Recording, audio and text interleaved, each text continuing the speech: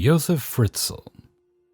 In a world of darkness and despair, there lies a hidden truth that only the bravest few can uncover. For years, mysterious crimes have been committed in the country of Austria, leaving behind a trail of broken hearts and shattered lives. But today, we are here to tell the story of one such crime. A story of a man named Josef Fritzl, who was sentenced to life imprisonment. In this video, we will take you through the events leading up to the tragedy and uncover the real truth behind it all. Join us as we attempt to unravel the mystery of Josef Fritzl and uncover the truth about his crimes. If you enjoyed today's video and want to see more videos like this, make sure to like and hit that subscribe button. Josef Fritzl, a felon from Austria, was found guilty in the Fritzl case. He dug a dungeon beneath his house and imprisoned his daughter Elizabeth there. Fritzl made his daughter pretend to have joined a cult in letters to him and her mother. Fritzl frequently raped his daughter over the 24 years he kept her behind bars, and as a result, she produced 7 children with him. Fritzl burned the body of one of the infant sons who passed away. One of the kids got really sick, so he took her to the hospital, and that's how the cops learned about his crimes. Fritzl was sentenced to life imprisonment in 2009. He is currently serving his sentence in a prison in Austria. He will be eligible for parole in 2028 when he is 91 years old. He has shown no remorse for his actions and has said he will never apologize. Josef Fritzl, now known as Meyerhoff, was born on April 9, 1935 in Amstetten to parents Josef Fritzl Sr. and Maria Fritzl. As an only child, his working mother raised him all by herself. When Fritzl was 4 years old, his severely drunk father abandoned the family, and they never heard from him again. Afterwards, Fritzl Sr. served in the Wehrmacht and was killed in combat in 1944. In Amstetten, his name is written on a memorial plaque. In 1956, Fritzl married his wife Rosemary. Fritzl was hired by Wüst Alpine in Linz after obtaining his electrical engineering degree from an HTL technical college. He worked for an Amstetten company that sold building supplies from 1969 to 1971. Eventually, he started traveling throughout Austria as a technical equipment salesperson. After he reached the age of 60 in 1995, he stopped working actively but continued with some business endeavors. Fritzl rented out a number of other properties besides his Amstetten apartment building. At Lake Mundsee, he bought a hostel and a campsite close by in 1972. Until 1996, he and his wife jointly operated it. In 1967, while her husband was gone, Fritzl entered the Linz house of a 24-year-old nurse and raped her while holding a knife to her throat and threatening to kill her if she yelled. He was also mentioned as a suspect in a case of attempted rape of a 21-year-old lady. According to an annual report for 1967 and a press release for the same year, and was well known for indecent exposure. After being detained, Fritzl completed 12 of an 18-month prison term. After 15 years, his criminal record was erased in accordance with Austrian law. As a result, the local social care agencies were unaware of his criminal history until more than 25 years later, when he filed to foster Elizabeth's children. Psychiatric evaluation and self-reflection. After being detained, Fritzl asserted that his actions toward his daughter were consensual rather than rape and did not constitute rape. Mayer sent experts from the notes he took during his conversations with his client to the Austrian Weekly News for publication. Fritzl claimed in these statements that he always knew what I was doing was not proper over the whole 24 years.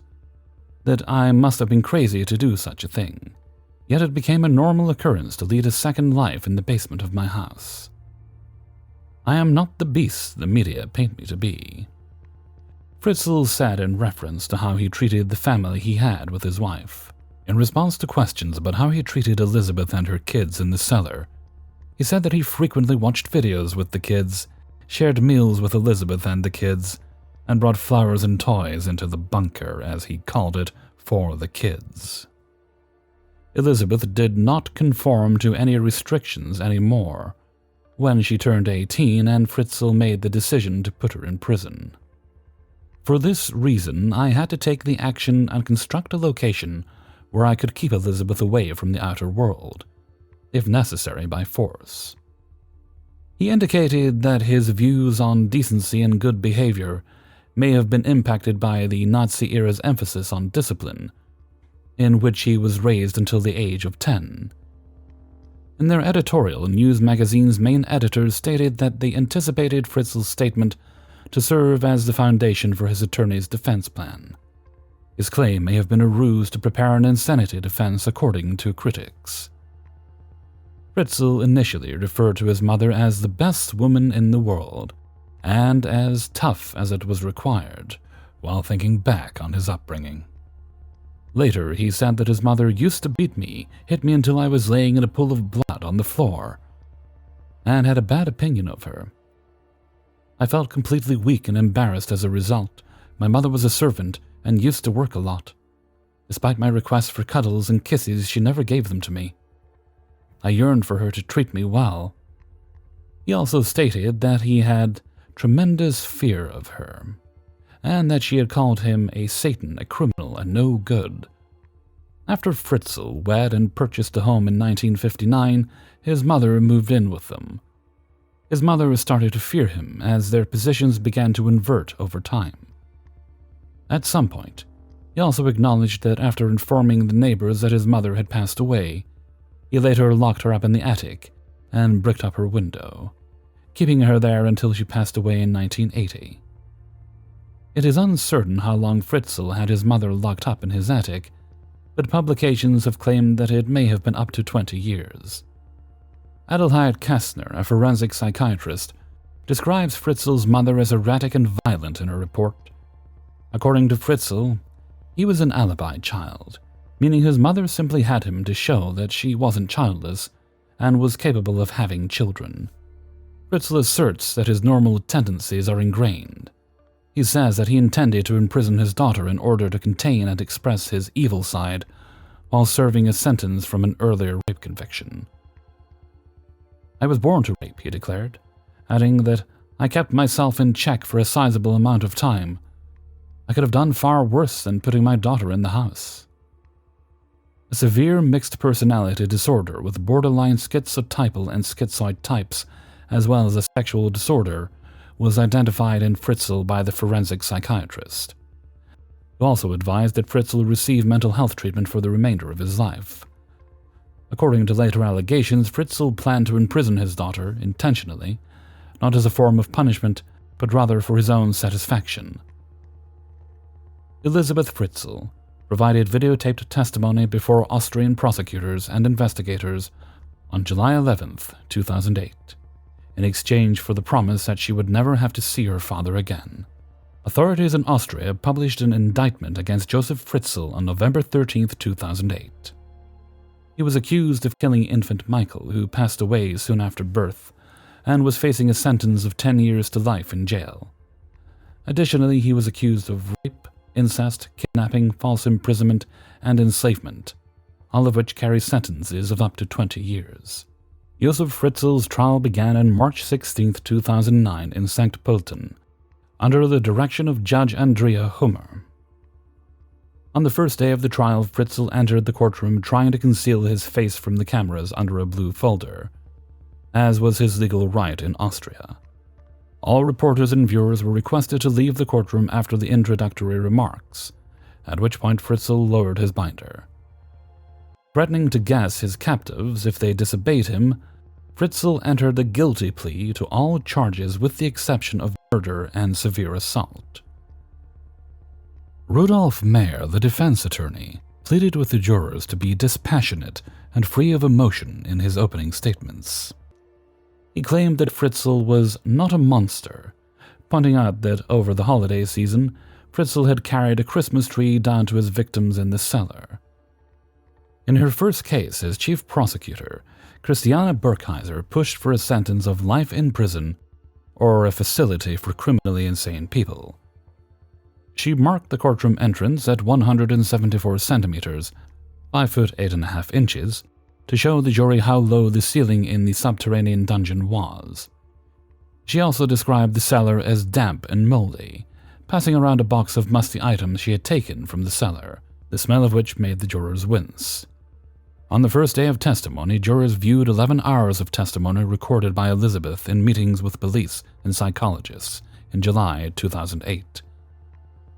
According to reports, the tape was so harrowing that the 8 jurors could only view 2 hours at a time. If any of the normal jurors could not stand to hear any more of the evidence, 4 substitute jurors were ready to take their place. In addition to the video testimony, Elizabeth's older brother Harold also gave a statement during which he claimed that Fritzl had physically mistreated him as a child. Rosemary, Fritzl's wife, and Elizabeth's kids declined to give a testimony. In preparation for a book she wrote about her experience, Elizabeth Fritzl attended the second day of the criminal trial against her father on March 18, 2009. She had no intentions of visiting her father again. Rudolf Mayer, Fritzl's lawyer, verified that she had been hiding in the visitors' gallery when her video evidence was played. Josef Fritzl broke down after realizing Elizabeth was present in court. According to Mayer, from this point on, you could see Josef Fritzl getting pale. Mayer added a chance eye contact caused him to change his mind. The following day, Fritzl changed his plea to guilty on all counts and started the procedures by going up to the court. Fritzl was given a 15-year term of life in prison without the possibility of parole on March 19, 2009. He declared that he would accept the punishment and not file an appeal. At the moment, Fritzl is completing his sentence at the Upper Austrian jail in Garsten Abbey, a former monastery. In light of the abominable incidents, Austrian Chancellor Alfred Gusenbauer announced he intended to start an international public image campaign for his nation. Medical professionals testified that Elizabeth and her children were in pretty good health, according to the trial's judge, Judge Humer. Elizabeth, all 6 of her living children, and her mother were placed in care and kept in a neighborhood clinic where they were protected from the outside world and got medical and mental health care. The Fritzl family was given the option to choose new identities, but it was made clear that it was their decision. Elizabeth and the 3 children held captive in the dungeon needed additional therapy to help them acclimate to the light after spending years in semi-darkness. According to Berthold Kaplinger, the director of the clinic where Elizabeth and her children were receiving treatment. Also, they needed medical attention to assist them in adjusting to the increased amount of room they had to move around in. A handcrafted poster made by Elizabeth, her kids, and her mother at the therapy center was on display in the Amsterdam town center in May 2008. The message expressed gratitude to the community for its help. They said in their message, "We, the entire family, would want to take the opportunity to thank you everyone for their compassion at our fate. Your kindness is showing us that there are good and honest people here who genuinely care about us, and it is immensely assisting us in getting through these trying times. We are hoping that a moment will soon come when we can return to a regular life." On June 2008, Kerstin was woken from her medically induced coma and reunited with her family. The medical community predicted that she would fully recover. It was revealed that Elizabeth and her kids had been more traumatized than previously believed. Kerstin reportedly tore out her hair in clumps while in custody and ripped her clothing before stuffing them down the toilet. Stefan had to kneel in the 168-centimeter, 5 feet 6 inch high cellar because of his inability to walk correctly due to his height of 173 centimeters, 5 foot 8 inch. Also, it had been found that Kerstin and Stefan had anxiety and panic episodes in response to commonplace events, like the dimmer switch or the closing of a door. The 3 other children who were raised by their father are receiving treatment for their rage and bitterness over the incidents. It was discovered in late July 2008 that Elizabeth had asked her mother Rosemary to leave the villa they had been renting in a private area provided for them by a mental health facility. Rosemary's passivity during her upbringing infuriated Elizabeth. Happily, everything is going quite well, according to attorney Christoph Herbst, who apparently represents Elizabeth and her family. They spend their time responding to countless emails from around the world. Because their mother raised them underground, Felix, Kerstin, and Stefan have acquired swimming skills. In August 2008, Elizabeth's entire family participated in a 4-day summer camp run by firefighters, along with 4,000 other young campers. Together with their mother, the kids have also gone on day trips which have included pool outings where precautions were taken to keep them out of the way of the paparazzi and protect their privacy.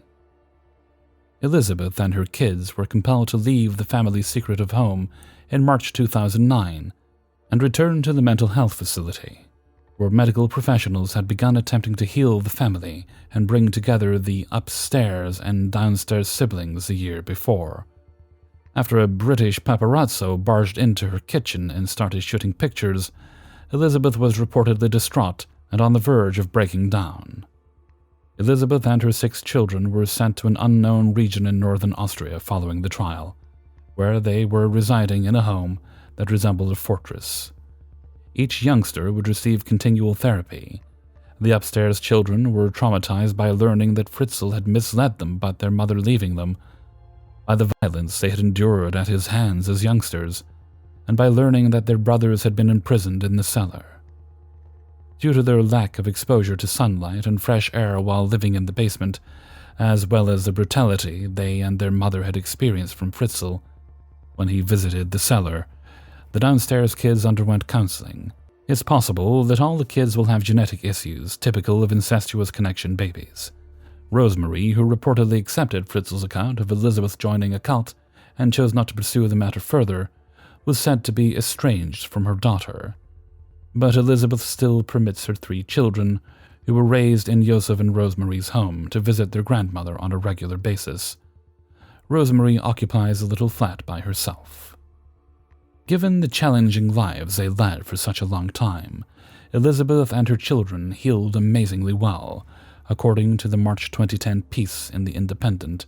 Christine, Josef's sister-in-law, claims that Elizabeth likes to spend her time diving, shopping, and frequently showering. She effortlessly passed her driving test. One of her bodyguards, Thomas Wagner, who is 23 years Elizabeth's junior, was said to have a close relationship with her and developed into a big brother role to her kids. After struggling to cope with the horrific events, the 3 upstairs children gradually started to recognize Elizabeth as their mother. All of Elizabeth's children have established typical sibling relationships with one another. The kids like playing video games, being outside, and hanging out with their grandmother and mother. Despite their poor relationship, Elizabeth and her mother Rosemary began spending more time together, and it is said that Elizabeth has pardoned her mother for accepting her father's version of events. On June 2013, workmen started pouring concrete into the basement of the Fritzl residence. The construction, according to the estate liquidator Walter Ansbeck, would cost €100,000 and take 1 week to complete. The home was supposed to be offered for sale publicly. While the majority of the neighbors supported the plan, others wanted that building to be removed because of its shady past. The house was made available for asylum seekers to reside in. In December 2016, the home was sold for €160,000. The purchasers stated they intended to turn the house into apartments. Josef Fritzl changed his identity to Josef Mehrhoff in May 2017, most likely as a result of a prison brawl that left him with numerous knocked-out teeth after other convicts created a false dating page under his name and image. Failed to verify. According to Mark Perry, a British journalist who spoke with Fritzl in his cell, the criminal has not expressed regret for his atrocities. He remembers repeating, "Just peek into the cellars of other folks. You might find other families and females down there," repeatedly. According to a report from April 2019, Fritzl's health was deteriorating, and he no longer wished to live. A decision was made in September 2021 to move Fritzl from a mental health hospital to a regular jail, where he would continue to serve a life sentence. Based on a mental assessment that concluded that he no longer constituted a threat, that decision was made. Once the decision was challenged, a panel of 3 judges concluded that Josef Fritzl could be transferred in late April 2022. The choice was made in light of an additional psychiatric report that was provided in March, but a judge decided that he must stay in the mental hospital until his appeal is reviewed by Vienna's higher regional court. He reportedly has dementia, according to reports. Fritzl, who was given a life sentence, will be available for release in 2023 after serving the first 15 years of his term as a result of the transition to regular jail. The Longest Night, Mysteries from the Austrian Cellar from 2008, and Monster, the Josef Fritzl story from 2010, both featured the case. The 2009 book The Crimes of Josef Fritzl Uncovering the Truth by Stephanie Marsh and Bojan Panchevsky is about the case. Room author Emma Donoghue was inspired by the crimes, and her novel inspired a film adaptation with the same name. In 2021, Lifetime released a film inspired by the Fritzl case, titled Girl in the Basement, which is part of Lifetime's Ripped from the Headlines feature films. The film is directed by Elizabeth Rom, and it stars Stephanie Scott, Judd Nelson, and Jodie Fisher. Thank you for watching my video on Josef Fritzl's horrific crimes. We hope this video has shed some light on the darkness of this case and has helped you to better understand why it is so important that we never forget the victims. We must always remember to be aware of the signs of abuse and to intervene if we see anything suspicious. Thank you for joining us, and we hope to see you back for more videos on crime and justice.